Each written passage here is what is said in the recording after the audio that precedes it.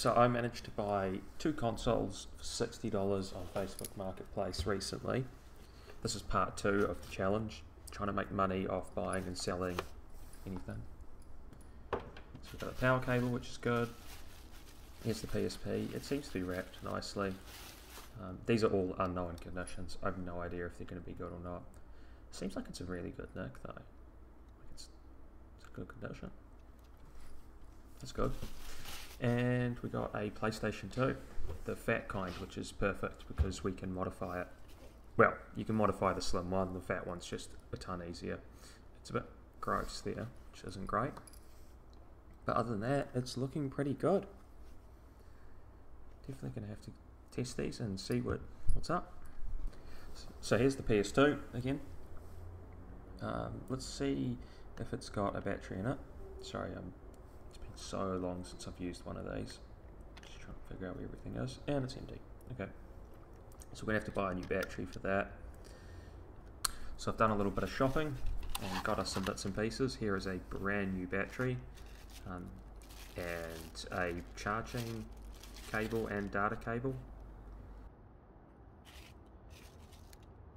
And lastly, we have a SD card converter. It's like micro SD to whatever the PlayStation's proprietary SD card is. It actually has 2, so you can have 2 SD cards in it, which is kind of nice. And yeah. All this stuff was relatively cheap. It's all just cheap Chinese copies, so yep. Let's get into it. Hopefully this thing works. These do say 2,400 milliamp hours, but they're not. They're more like 900. They just lie on the packaging. Don't believe it.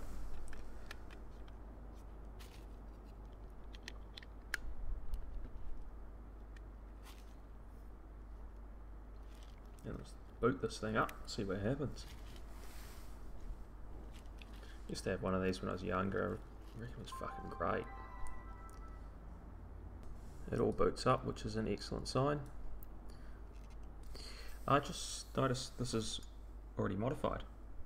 It's already got a custom OS on it. So it'll be jailbroken, which is good because I was going to do that anyway to load up games since I have none. Oh yeah, it's already got a bit of software on here.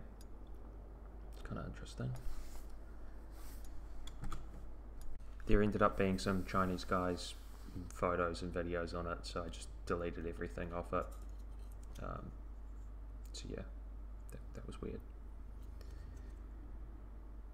Let's throw on our new SD card, format it, and chuck some games on it. See how this thing runs. Man, using the Switch really makes me appreciate the usability of this thing. I mean, just being able to throw files onto it like this, being able to browse the internet, it kind of sucks using the Switch. It's just how locked down it is. I mean, this thing takes like 4 minutes to jailbreak at that, where the Switches is such a pain in the ass. Put a bunch of games on it because that usually helps them sell a little bit better. I also don't mind putting more games on it if the buyer wants. Doesn't really take much time. And everything works, which is great to see. So now let's get on to that PS2 with the mystery goop on the front of it. Definitely going to have to clean that up before we sell it. Let's get this thing all plugged in and see how it goes.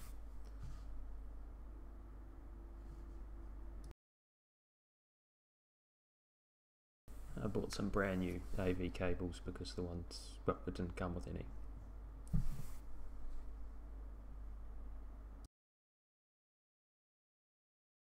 And it boots and plays games. Oh, it comes with Vice City. No way. Oh, that's too good. Also, brand new controller as well. Both Chinese copies for cheap. Gotta save that money. And everything works perfectly. Oh, that's too good. So I bought this Chinese clone of the hard drive expansion bay adapter. I think this was like $35, so really it cost me more than even the console. But it's going to be well worth it because we can load free Mic boot on it and just pile games onto it, which will help it sell. So I just used the spare SSD I had and I've plugged it into the computer, and I'm just loading all the free Mic HD boot on it. After that, we will plug it into the PS2 and see if it all works. Now all the information on this is online. Just type in free HD boot for PS2 and you'll find all the documentation. It's super easy to do and it doesn't take very long. And as we can see here, it is all working perfect. Now we're going to use the same program to load the games on the hard drive. I've taken the hard drive out and plugged it in the computer. I did that just before. And now we're going to put the hard drive back into the PS2 once again and test out some of those games that we put on.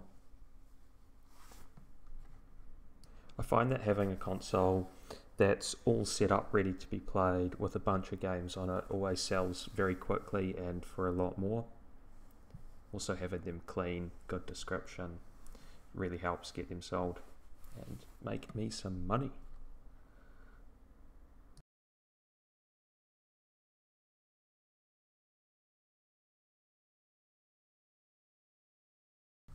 As we can see here, everything loads up perfectly.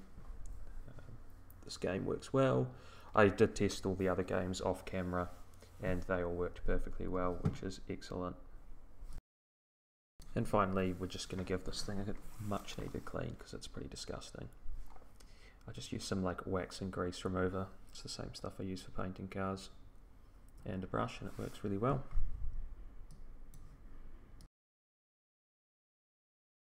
So here is the two listings up on Facebook Marketplace for $180 each. It's about market value for them. They should sell relatively quickly. So yeah, hopefully all goes well. So here we have a breakdown of what ended up happening. For the PS2, here is costings all up. We ended up spending just over $80 on the PS2 and it did sell for $180.